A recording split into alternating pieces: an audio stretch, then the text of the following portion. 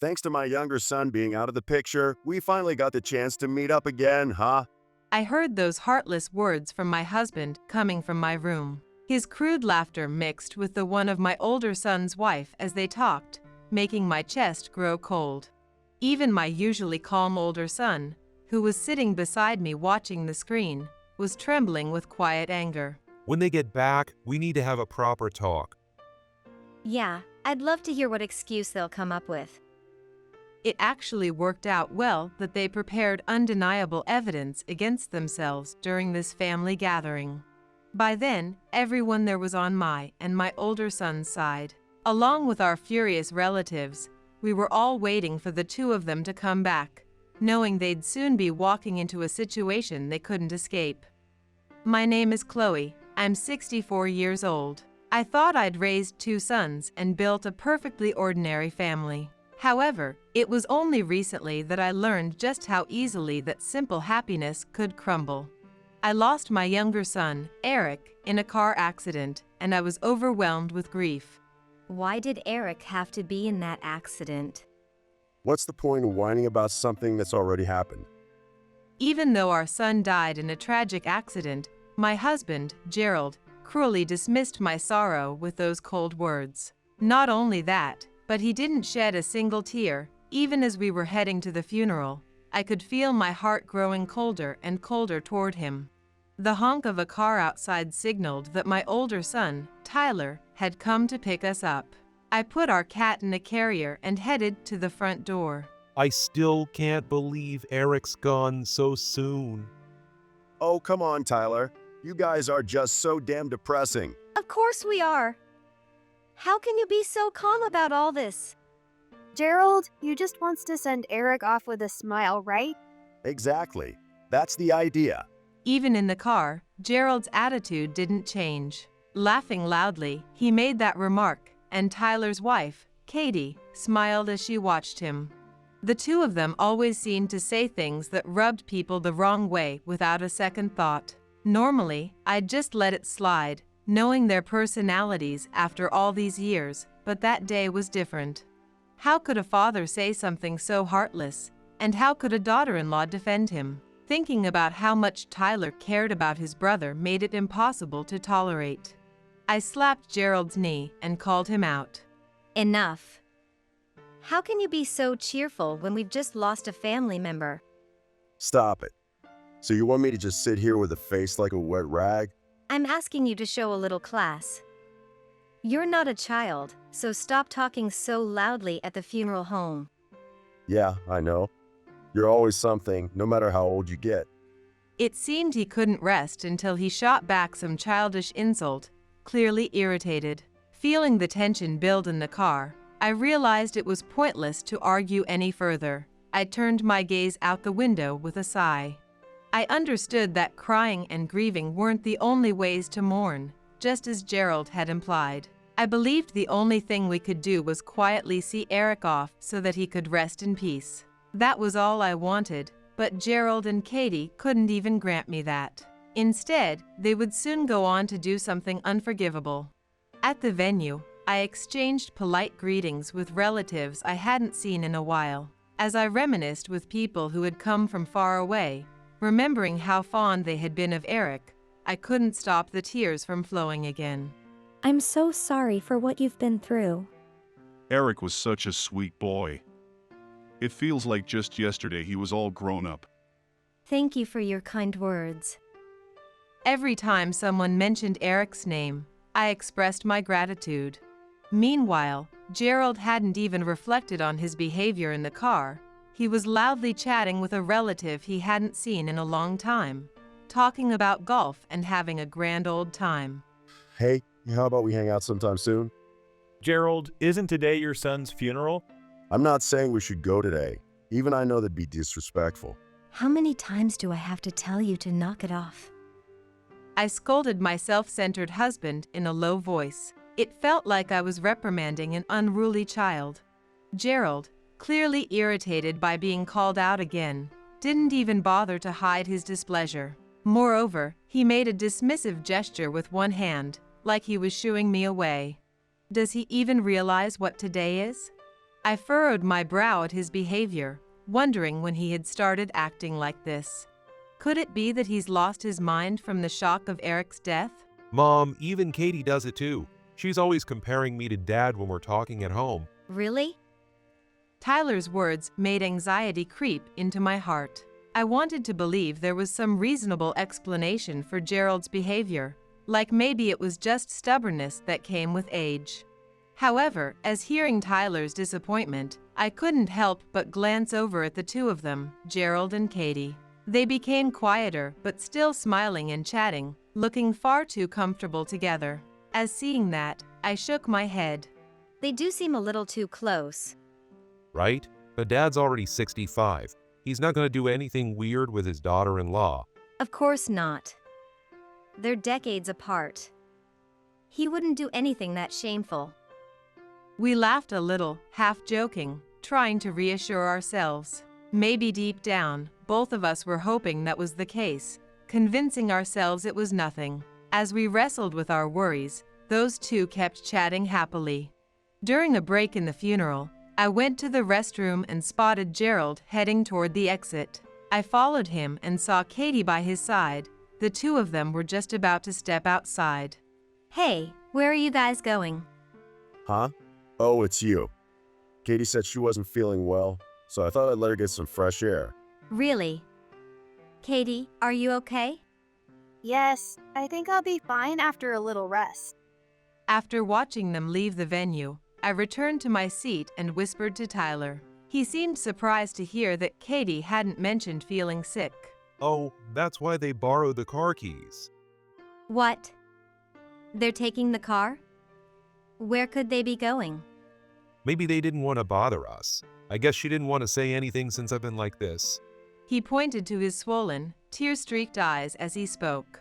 I couldn't help but wonder, would those two really be that considerate? Then, I brushed off the thought at the time, thinking maybe it was nothing. However, when the time came for the post-funeral meal and Gerald and Katie still hadn't returned, a dark sense of foreboding began to settle over us. Did you get a hold of them? No luck. I tried calling, but neither of them picked up. I hope nothing serious happened. Tyler had tried calling them, but neither answered. I sent a text, but got no reply. With Tyler's car still gone, we were left awkwardly answering relatives who kept asking where the two had disappeared to. Was Katie feeling that bad? Maybe they went to the hospital. If that were the case, they would have at least sent a message. They're not like a dog or cat. They'll turn up sooner or later. A cat. Oh, speaking of that, I wonder how our cat is doing. As I chatted with my relatives, I suddenly remembered our cat, whom I had left at home. I pulled out my phone and activated the pet camera to check on her. To my surprise, I saw that she was out of her cage, and I could hear someone's voice. What? Hearing an unexpected voice, my heart skipped a beat, thinking maybe a burglar had broken in. As I listened closely, I recognized the voices of people we knew all too well. Is that Katie and Dad's voice too, right? They went back to our house? Both of them? I exchanged a glance with Tyler, then stared at the screen in confusion. When I turned up the volume on my phone, I heard an outrageous conversation. Your cat is so cute. Can't we take her home with us? Why bother keeping an old sick cat? I'll get you a much cuter kitten. Yay, you're the best, darling. Right after that sickly sweet voice, I saw my bed shaking on the screen, followed by the sound of it creaking.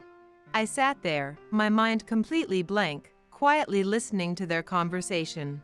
Thinking no one was listening, they casually talked about Tyler, me, and even Eric, saying horrible things without a care. I really hate those stuffy funeral services. And my nagging wife keeps harping on me about showing some class or whatever. Yeah, I saw how much she was yelling at you. Poor darling. Right? But thanks to Eric being gone, we finally have a chance to meet like this again. After those heartless words from Gerald as a father, I heard his disgusting laughter again. I could feel a cold sensation spreading through my chest.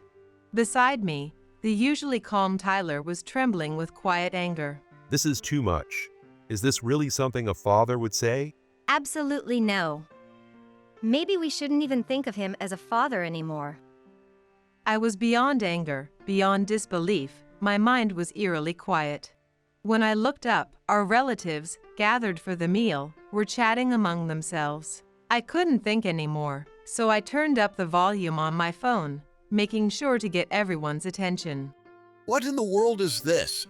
What are they doing? They left the funeral, and Gerald is doing this with his son's wife?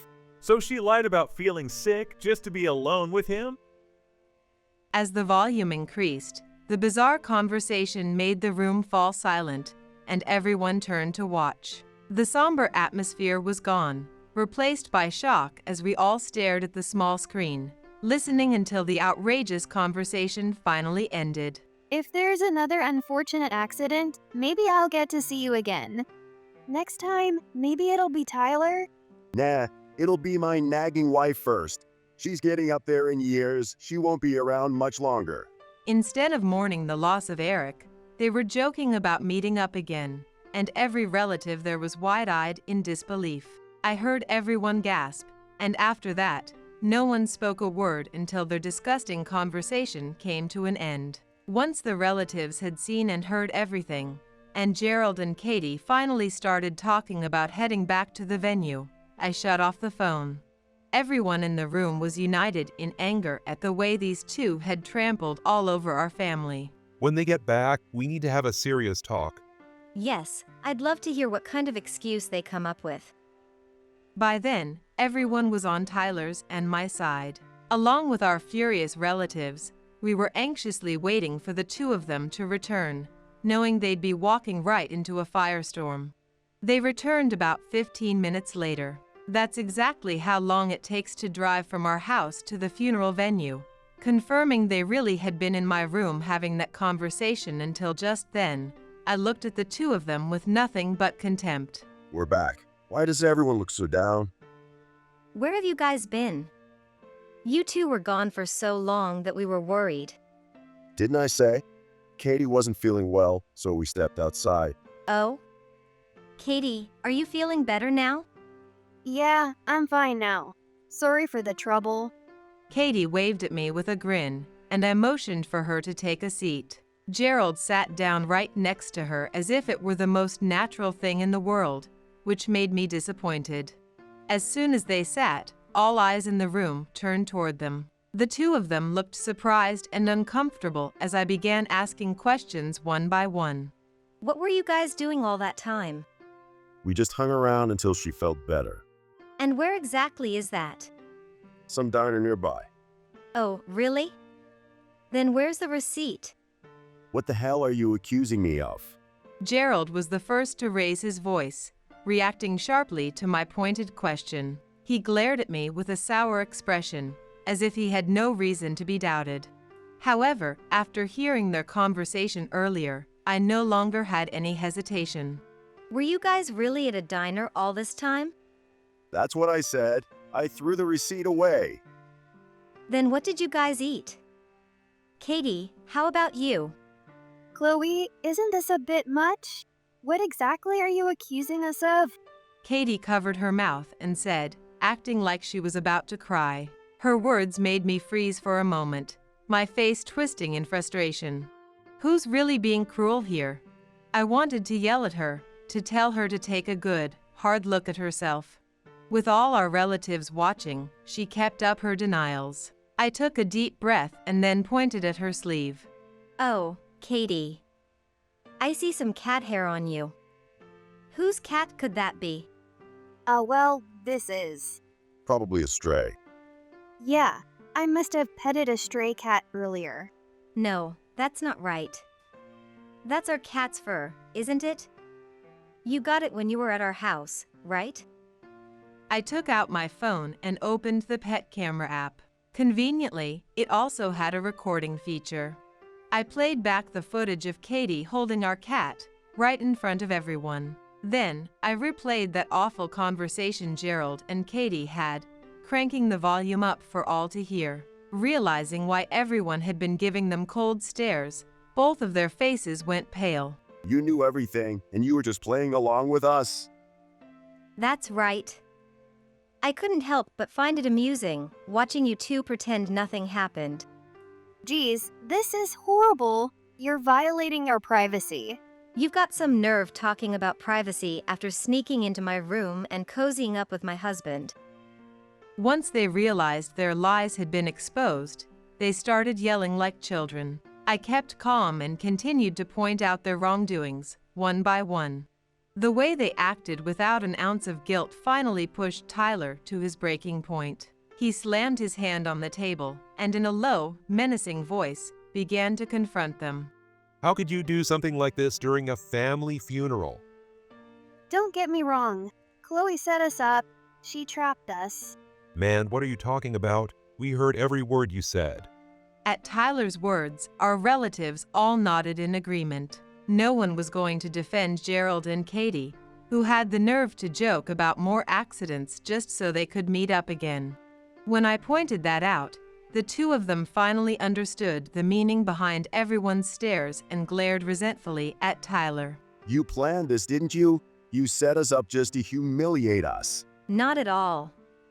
It was pure coincidence. I was just checking on our cat, and you two happened to show up on the camera. But to expose us in front of everyone like this, that's so cruel. Well, I never expected anyone to do something so disgraceful at a funeral. Besides, you did call me a nagging wife, didn't you?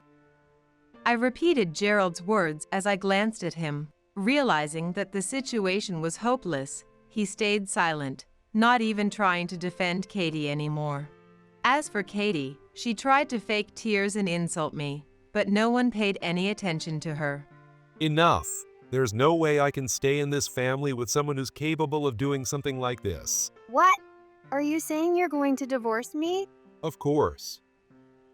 As Katie got finally quiet, Tyler said this to her in a calm voice. She desperately tried to explain herself again, but Tyler didn't even look her way. Whereas, Gerald acted like that had nothing to do with him. When he tried to comfort Katie by patting her shoulder, I cleared my throat. Do you really think this doesn't involve you? Huh? On the day we were supposed to say goodbye to our son, you went and did something so disgraceful. You even lied about it so blatantly. And not once have you apologized. Oh well, I'm sorry. That's fine. I don't need your half-hearted apology. Let's get a divorce. His face instantly went pale at my words. How did he think he was going to get away with this? He could barely take care of himself, so I knew he'd be in trouble without someone to look after him. I turned my back on him as he tried to offer some pitiful excuses and opened the door to the room. I don't want people who are about to become strangers staying here any longer. Please leave. And hand over the car keys. Katie looked at Gerald for help, but there was nothing he could do. Urged on by our relatives, the two of them hung their heads and walked out. I can refer you to my company's lawyer. Tyler's a cop. If anything happens, just give him a call. To do something so shameless at Eric's funeral. Unbelievable. The relatives offered words of support, loud enough for them to hear as they were being kicked out. Surrounded with no escape, they had no choice but to sign the divorce papers right after the funeral. After that, Katie reportedly went crying to her parents, trying to get sympathy as she negotiated compensation. She played the victim as hard as she could, but her parents were utterly disgusted. Now, I hear she's working part-time jobs day and night to pay off the settlement. As for Gerald, it turned out he had drained his savings by funneling money to Katie. He had to hand over our house to me as part of the settlement and literally left with nothing but the clothes on his back. In the end, the house became mine as compensation. That said, I couldn't stand to live in it anymore, especially after what had happened in that bedroom. Therefore, I sold the house and moved to a pet-friendly apartment. Without my arrogant ex-husband around, I now enjoy a peaceful life with my cat. It turns out, I had been more stressed by Gerald than I realized. Living alone with my cat, doing as I please, is far more comfortable than my previous life ever was. Since the divorce, Tyler has been visiting me from time to time. He seems much more at ease now that his own divorce is behind him, and he told me he's been doing better than ever.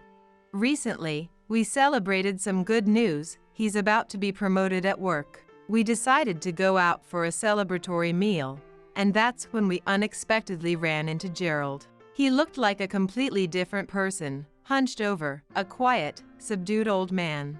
It was hard to believe this was the same man who used to carry himself with such arrogance, and at first, I didn't even recognize him. His eyes were lifeless, and when he saw us, it took him a moment before his expression shifted into one of recognition.